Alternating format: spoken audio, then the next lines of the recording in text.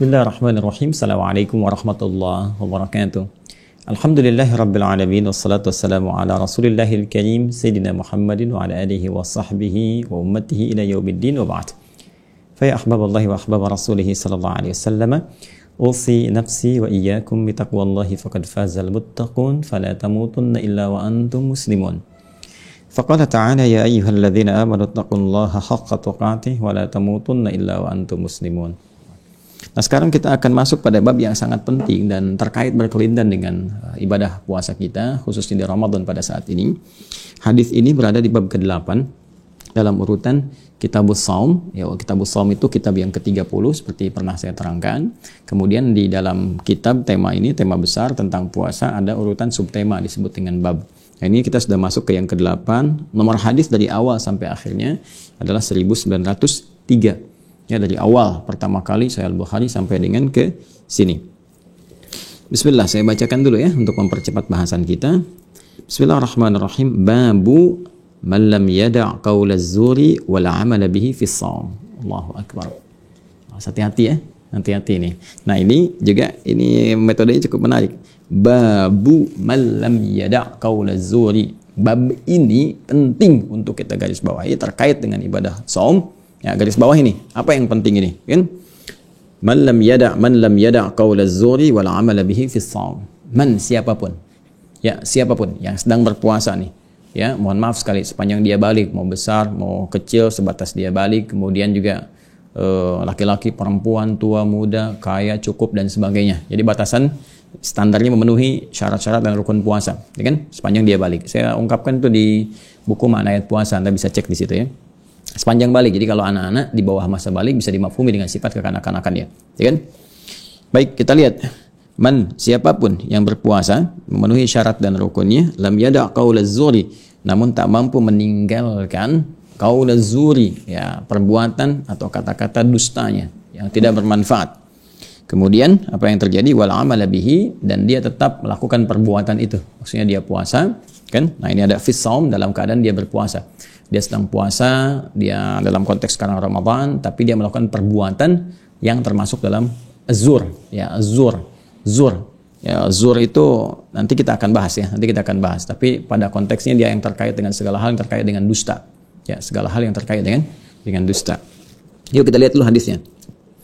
Bismillahirrahmanirrahim. Qala haddatsana Adam bin Abi Iyas, haddatsana Ibnu Abi Dhi'b, haddatsana Sa'id al-Maqburi an abihi an Abi Hurairah radhiyallahu taala anhu.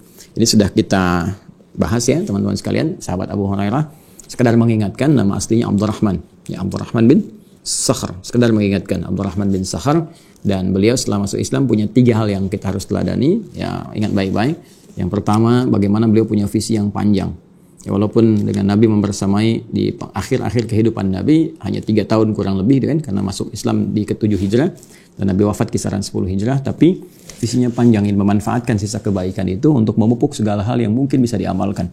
Jadi ini kalau kita merasa terlambat belajar, baru bergabung, atau istilah sekarang milenial baru hijrah dan sebagainya, dan nah maka semangatnya mesti 2 kali lipat. Yang kedua yang harus diteladani adalah bagaimana teman-teman sekalian bisa beliau ini mengamalkan apa yang telah dipelajari. Jadi apa yang didapatkan pelajari, apa yang didapatkan pelajari, lalu dari yang dipelajari diamalkan. Nah, itu sesuatu yang sangat luar biasa, ya. Nah, yang ketiga adalah berbagi dengan orang lain. Ya, berbagi. Jadi apa yang diamalkan setelah dipelajari, diamalkan, terus beliau sampaikan juga kepada orang lain. Kurang lebih ada 7.000 hadis yang sampai kepada kita dari riwayat beliau, dan banyak juga Imam Al-Bukhari mengutip itu semua. Yuk kita kembalikan sini, itulah sahabat Abu Hurairah, Abdurrahman bin Sakhr. Baik, kemudian kita teruskan. Radhiyallahu ta'ala anhu, semoga Allah meridai kepada beliau dan apa yang beliau sampaikan kepada kita, ya, dari Imam Al-Bukhari tentunya. Kemudian beliau mengatakan, qala Rasulullah sallallahu alaihi wasallam, Rasulullah sallallahu alaihi wasallam pernah bersabda terkait konteks bab pembahasan kita ini. Man lam yada' qaula az-zur wal 'amal bihi falaysa lillahi hajatun fi an yada'a ta'amahu wa syarabah. Ya, hati-hati nih teman-teman sekalian, hati-hati. Man lam yada' qaula az-zur, siapapun yang tidak mampu meninggalkan perbuatan dusta, dengan perkataan yang sia-sia, wal 'amal bihi, tapi malah mengerjakannya sedangkan dia sedang puasa, falaysa lillahi hajatun, maka Allah tidak punya keperluan, ya, fi an yada'a ta'amahu wa syarabahu, dalam kebiasaan dia saat puasa, ya yang meninggalkan makan dan minum itu. Wah, ini bagus sekali nih, ungkapannya tinggi sekali, dalam sekali, tapi maknanya sangat tegas. Ya, maknanya sangat tegas. Mari kita bahas pelan-pelan. Baik, di sini Nabi SAW menyampaikan teman-teman sekalian, "Man lam yada' qaulaz zur." Siapapun yang tak mampu meninggalkan qaulaz zur, perkataan-perkataan yang mengandung dusta. Nah, tolong diingat baik-baik. Pertama, saya ingin garis bawahi tentang man di sini. Ya, man itu dalam kaidah gramatikal bahasa Arab, khususnya di ilmu nahwu, adalah isim mausul. Ya, isim mausul ya dulu ala fardiyatil amiyah. Jadi satu konjungsi isim mausul yang menunjuk kepada objek atau bahkan kadang-kadang juga subjek. Ya, namun dia punya sifat personal. Punya sifat personal, namun maknanya luas. Ya, jadi dia punya sifat personal dalam arti ditunjukkan kepada setiap orang, setiap si fulan. Makanya kalau ada misalnya dalam hadis Nabi SAW ataupun bahkan dalam ayat Al-Quran yang menggunakan kata man dan tujuannya adalah ya itu ditujukan kepada makhluk, menyampaikan informasi atau mengkhitab istilahnya, kan? Menyampaikan informasi kepada hamba, kepada makhluk, ya, kepada kita semua. Maka itu pahami dengan personal. Ya, saya misalnya kan ketika ada man lam yada', seakan-akan kita posisikan Nabi itu sedang menyampaikan ke saya. Saya harus terima gitu kan, walaupun juga orang lain sampaikan, Joni terima, Cepi terima, gitu kan, Soleh terima dan sebagainya, semua orang menerima itu, tapi pahami oleh kita secara personal bahwa ini untuk saya, untuk perbaikan saya, gitu kan. Nah, dalam konteks kita berpuasa, kata Nabi, malam yada, siapapun, hei engkau, hei adi hidayat, hei kamu, hei fulan, hei fulana, ya, lam yada qaulaz zur, siapa yang tak mampu meninggalkan dengan cepat, ya, yada itu meninggalkan dengan cepat, nanti kata perintahnya ma yuribuka ila ma la yuribuk, ya, tinggalkan segala yang membuat engkau ragu kepada yang meyakinkanmu, kepada yang engkau tidak ragu di dalamnya, sehingga lahir kaidah fikih di dalamnya apa, al yaqinu la yuzalu bisyak, ya, kalau sudah yakin nggak ada lagi keraguan. Ya, kadang-kadang kan kalau kita sudah berwudu terus tiba-tiba ada keraguan nih, saya batal nggak ya, nah itu cari dengan cepat berdasarkan indikator yang ada di sekitaran kita rasakan. Kalau nggak ada terjadi apa-apa dan sebagainya, kita yakin aja masih punya wudu. Nanti was-was setan yang dibisikkan kepada kita akan mengecil dan akan hilang dengan sendirinya. Ya, tapi kalau Anda misalnya masih akomodasi, kayaknya itu capek, ya, lebih baik Anda wudu lagi. Atau kalau sudah tampak tanda-tanda yang meyakinkan, ya itu nggak usah ragu, itu udah yakin. Saya batal nggak, tapi baunya udah semerbak kemana-mana misalnya kan. Nah, itu kalau itu udah pasti batal. Ya, jadi itu tinggalkan dengan cepat. Yada, malam yada, siapa yang tidak meninggalkan dengan cepat. Artinya ada sesuatu yang berbahaya. Ya, kalau misalnya kita ada informasi, cepat tinggalkan, kan, cepat jauhi, ini menunjukkan sesuatu itu berbahaya, kan. Nah, artinya ada amalan di sini, ada perbuatan yang sangat berbahaya. Saking berbahayanya itu diminta oleh Nabi SAW untuk ditinggalkan dengan cepat. Ya, jangan masuk ke situ, jangan lakukan itu, gitu kan. Nah, apa nanti yang bisa dihasilkan atau apa akibat yang timbul jika seseorang kemudian terlibat di dalamnya? Nanti kita akan lihat, kan. Nah, apa yang harus ditinggalkan dengan cepat? Ini qaulaz zur. Ya, asalnya dari kata zur ini, teman-teman sekalian, itu asalnya diksinya punya makna segala yang terkait dengan dusta.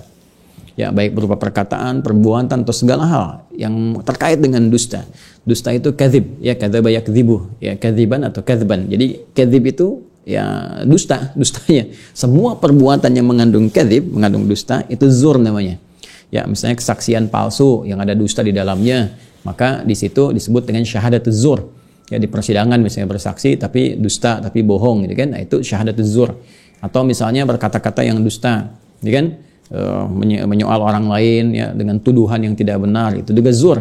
Nanti cabang-cabang dari zur ini macam-macam, ya, bisa jadi fitnah, bisa jadi misalnya ghibah, kan, ghibah bisa jadi membicarakan orang lain, teman-teman sekalian, pada sesuatu yang kotor. Ya, kalau dia benar yang dibicarakan, dia menjadi ghibah itu dianggap salah oleh agama, sekalipun kalimatnya benar, tapi tentang orang-orang yang menjelekan orang-orang, gitu kan, itu tidak dibenarkan.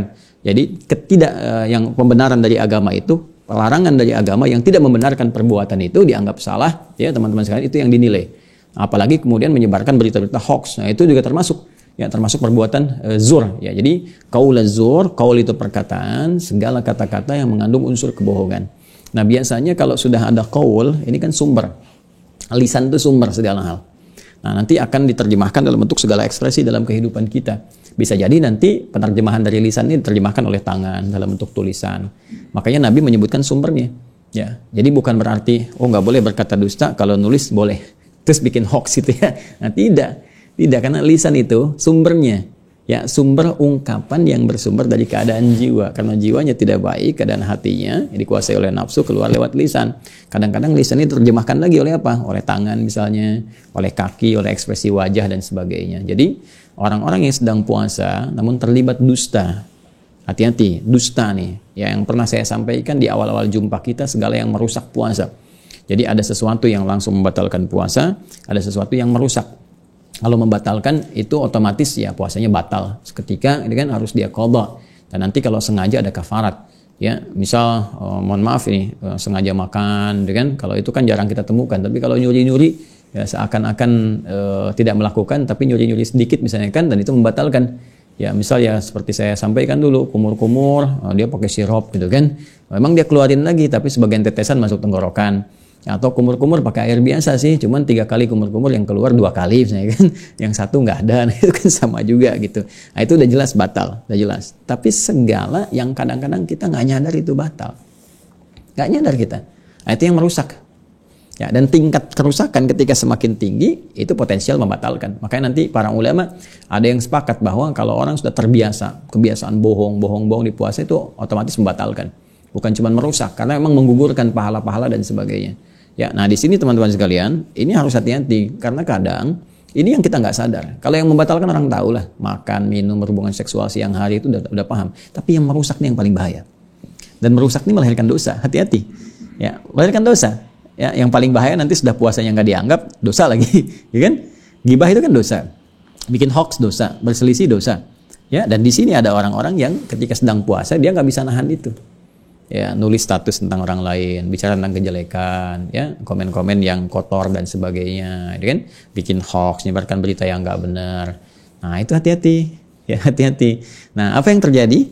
Kemudian wala amala bihi, kalau orang masih nekat melakukan itu, sengaja dia melakukan perbuatan itu padahal dia tahu ini Ramadan. Dan dia mengatakan dia puasa. Maka falaisa lillahi hajatun fi an yada'a ta'amahu wa syarabahu. Maka Allah nggak butuh dengan puasa dia. Kalimatnya ya ada pakai ya ada lagi. Falaisa lillahi hajatun ya fi an yada'a ya ta'amahu wa syarabahu. Ini kan orang puasa ini meninggalkan dengan cepat makan, meninggalkan dengan cepat minum. Dia kan nggak makan, nggak minum, ya kan? Bahkan ketika ada makan dan minum pun dia segera kan tinggalkan ya, dengan cepatnya. Kenapa? Takut tergoda gitu kan. Nah, itu secepat itu dia meninggalkan makanan, secepat itu dia meninggalkan minuman. Ya, tapi kalau dia masih berbuat zur, ya tadi misalnya, mohon maaf sekali lagi. Ya, bikin hoax, cerita yang nggak benar. Atau sekarang misalnya musim-musim persidangan ya, bersaksi yang tidak benar, gitu kan? Atau sekarang musim-musim misalnya di media sosial nulis-nulis hoax yang tidak benar dan sebagainya. Secepat Anda meninggalkan makanan dan minuman ketika Anda merasa puasa, secepat itu pula Allah tidak menganggap perbuatan Anda. Allah secepat itu meninggalkan puasa Anda.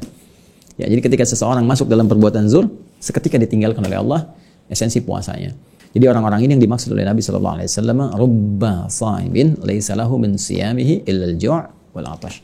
Ya, dan ada segelintir orang kata Nabi sallallahu alaihi wasallam yang menunaikan puasa tapi dia tidak mendapatkan apapun dari puasanya kecuali rasa haus dan lapar saja. Ya, dia cuma lapar, dia cuma haus, nahan aja. Cuma nahan, tapi nggak dapat apa-apa. Tidak ampunankah? Mohon maaf juga. Ya, tidak keberkahankah, tidak pahalakah, tapi yang dia dapatkan apa? Yang dia dapatkan pengabaian dari Allah Subhanahu wa taala. Ya, walaisa lillahi hajatun fi an yada'a ta'amahu wa syarabahu. Allah enggak butuh, enggak perlu dengan puasa dia. Nah, itu kan dia dianggap. Ya, Anda udah ngerjakan sesuatu dianggap enggak perlu. Nah, jadi sayang teman-teman sekalian. Dan lebih daripada itu bisa berdosa. Bisa berdosa. Ya, sekarang misalnya, maaf ya, si fulan, saya enggak katakan Anda ya. Anda atau saya, si fulan misalnya dia puasa. Ya, harusnya kan dapat pahala kan?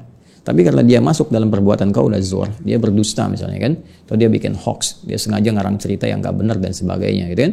Nah, pokoknya berbuat atau berkata atau bersikap seperti itu, puasanya ditolak oleh Allah. Saya nggak butuh. Udah nggak butuh, kan ditolak tuh. Udah otomatis pahala nggak dapat. Udah gitu dia berbuat sesuatu yang kotor, misalnya bikin hoax tuh, kan dosa. Sudah ditolak oleh Allah dan dia menerima dosa. Ini yang paling bahaya. Artinya hati-hati betul teman-teman sekalian dengan hadis di bab yang ke-8 ini. Ini adalah pembelajaran bagi kita. Hikmah terbesarnya dari sini adalah bagaimana Allah membuat satu hukum yang ketat melalui Rasulnya dalam training Ramadan. Untuk membuat kita lebih baik, dibiasakan selama 30 hari. Kan kalau orang biasa makan kerupuk 30 hari, ya begitu hari ke-31 kerupuknya nggak ada, dia kan akan bertanya kan, kerupuknya mana? Ya kan? Ya sama persis orang ikut training, kalau ketat nih, Anda kan, ya Anda sih Masya Allah, Anda kan terbiasa ikut training di perusahaan, apalagi di militer gitu kan, di birokrasi, diplomasi, semua training dulu. Diplomat itu muda sebelum ditempatkan training dulu. Di pekerjaan yang profesional training dulu. Ya itu semua training, guru-guru, bahkan ada trainer, ada macam-macam dan sebagainya. Semua training. Bukankah pekerjaan yang hebat, trainingnya begitu ketat? Silahkan cek. Kalau mau jadi pengusaha yang hebat, misalnya kan mau jadi pegawai yang hebat, apalagi di militer dan sebagainya, disiplinnya tinggi dan sebagainya. Apa yang terjadi? Untuk membentuk karakteristik. Makanya setelah training itu selesai, Anda tuntaskan, kan kepribadian Anda berubah kan? Perilaku Anda lebih baik. Jadi hukum ini dibuat ketat oleh Nabi SAW atas petunjuk dari Allah Subhanahu Wa Taala. Untuk apa? Untuk merubah perilaku kita lebih baik. Ya Allah menginginkan kita menjadi hamba yang baik lewat puasa ini. Makanya ketika kita selesai lulus di madrasah Ramadan ini, yang terjadi pada diri kita adalah peningkatan takwa. La'allakum tattaqun. Dan takwa itu puncak kebaikan. Jadi jangan dipahami, aduh, percuma nih, nggak dapet di puasa. Orang kayak gini nih, kenapa sih begini, kenapa? Tidak, untuk membuat Anda lebih baik. Sekarang pertanyaannya, Anda mau jadi orang baik atau enggak? Itu aja. Ya, dan puasa ketika ditunaikan dengan benar, berubah kita jadi baik. Jadi kalau Anda pengen jadi baik, ikuti semua sistemnya. Ya, jangan pengen sendiri, pengen ini, pengen itu, ya pengen dilakukan begini, begitu. Ya, itu anak kecil namanya yang belum balik. Anak belum balik kan pengen seadanya aja gitu. Ya.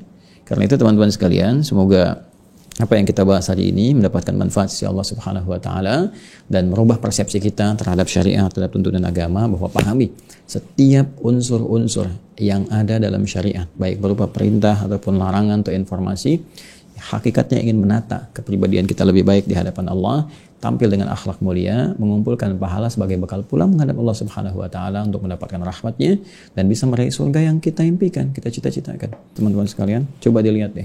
Ya, perubahannya sudah berubah belum sampai dengan sekarang, ya kan? Dari berbagai faktor ibadah sudah meningkat atau belum, cek sholatnya, cek interaksi dengan Al-Quran, ya. Kalau ada harta, cek terkait infak sedekahnya. Kemudian juga turunan-turunan yang tadi, perubahan pada diri kitanya, semakin ada berubah nggak? Lebih baik bisa mengendalikan nafsu, bisa menata diri. Kalau ada perubahan-perubahan, pertahankan oleh kita dan tingkatkan lebih mulia lagi sampai di hari yang terakhir, sampai lulus Ramadan, dan pertahankan sampai kita kembali pada Allah Subhanahu Wa Taala. Billah, mari kita jaga puasa kita, semoga Allah sempurnakan siam kita, ampuni dosa-dosa kita, rahmati kita, dan memberikan segala kemuliaan yang terkait dengan faedah puasa kepada kita semua, insyaallah. Allahumma taqabbal minna innaka antas samiul alim wa tub alaina innaka antat tawwabur rahim. Allahumma ya Allah, Allahumma ij'alna minas sha'iminal mukammilin. Allahumma ij'alna ya Allah minas sha'iminal mukammilin. Taqabbal minna siyamana ya Allah, wa ruku'ana wa sujudana wa salawatina wa jami' amalina salihah. Wa sallallahu ala sayyidina Muhammad wa ala alihi wa sahbihi ajma'in wa akhiru da'wana alhamdulillahi rabbil alamin. Subhanakallahumma bihamdika nashhadu an la ilaha illa anta nastaghfiruka wa atubu ilaik. Assalamualaikum warahmatullahi wabarakatuh.